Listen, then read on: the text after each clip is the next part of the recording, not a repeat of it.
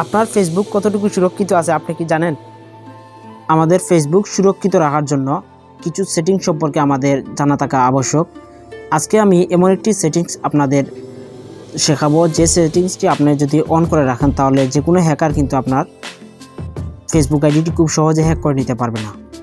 তো চলুন ভিডিওটি শুরু করা যাক। ভিডিওটি শুরু করার পূর্বে আমার একটি রিকোয়েস্ট, যারা আমার চ্যানেলে নতুন এসেছেন তারা চ্যানেলটি সাবস্ক্রাইব দিয়ে সাথে থাকুন।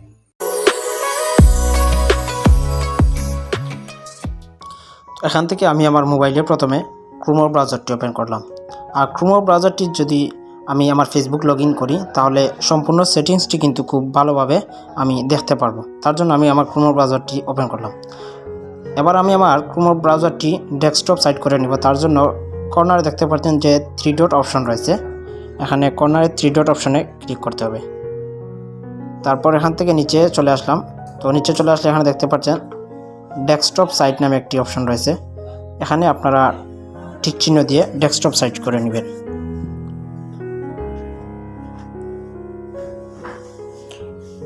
দেন এখন এখানে রয়েছে প্রোফাইল, আমাদের প্রোফাইল পিকচার যে রয়েছে এই প্রোফাইল পিকচারের উপর আমরা একটি টাচ করব।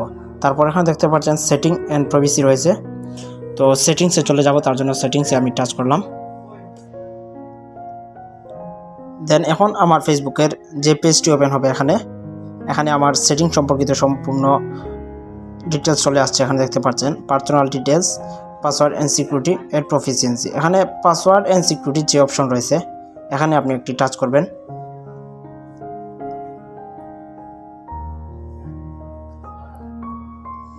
এবার এখানে দেখতে পাচ্ছেন আমার প্রোফাইল, অ্যাকাউন্টস, পার্সোনাল ডিটেলস যে কয়েকটি অপশন রয়েছে, এখান থেকে আপনি পাসওয়ার্ড অ্যান্ড সিকিউরিটি এই অপশনে একটা টাচ করবেন। পাসওয়ার্ড অ্যান্ড সিকিউরিটির ওপর একটি টাচ করার পর এরকম একটি ইন্টারফেস চলে আসবে। এখানে চেঞ্জ পাসওয়ার্ড, অর্থাৎ এখান থেকে আপনি চাইলে আপনার পাসওয়ার্ড চেঞ্জ করতে পারেন। তো আজকে আমি মূলত 2 ফ্যাক্টর সেটিংসটি অন করে রাখবো। আর 2 ফ্যাক্টর সেটিংটি এমন একটি সেটিং যেটি অন করে রাখলে কিন্তু সহজে কোনো হ্যাকার আপনার ফেসবুক আইডিটি কিন্তু হ্যাক করে নিয়ে যেতে পারবে না। তার জন্য আমি 2 ফ্যাক্টর সেটিংটি টাচ করলাম।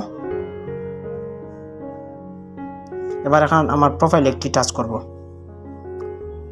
এবার এখানে আমার মোবাইলে কিন্তু আমার প্রথমে একটি পাসওয়ার্ড দিতে হবে এখানে।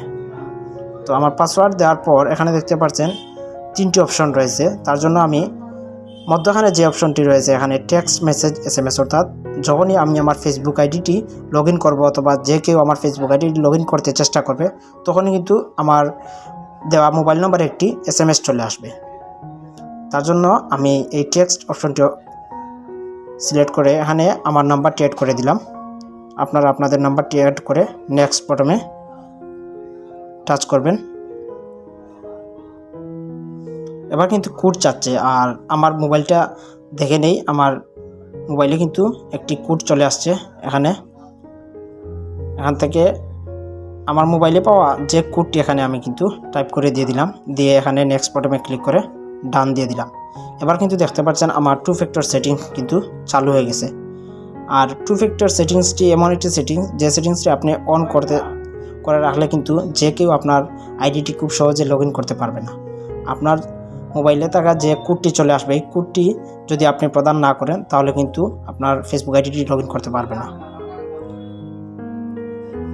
এবার আপনাদের দেখানোর জন্য আমি আমার কম্পিউটারে যদি আমি আমার ফেসবুক আইডিটি লগ ইন করতে চাই, তো দেখতে পাচ্ছেন এখানে আমি আমার ইউজার আইডি পাসওয়ার্ড দিয়ে দিলাম।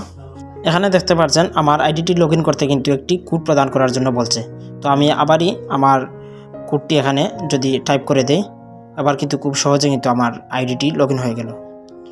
তো বন্ধুরা, কেমন হলো ভিডিওটি? আজকের ভিডিওটি ভালো লাগলে অবশ্যই আমার চ্যানেলটি সাবস্ক্রাইব দিয়ে সাথে থাকুন। আর ভিডিওটি দেখার জন্য সবাইকে অসংখ্য ধন্যবাদ।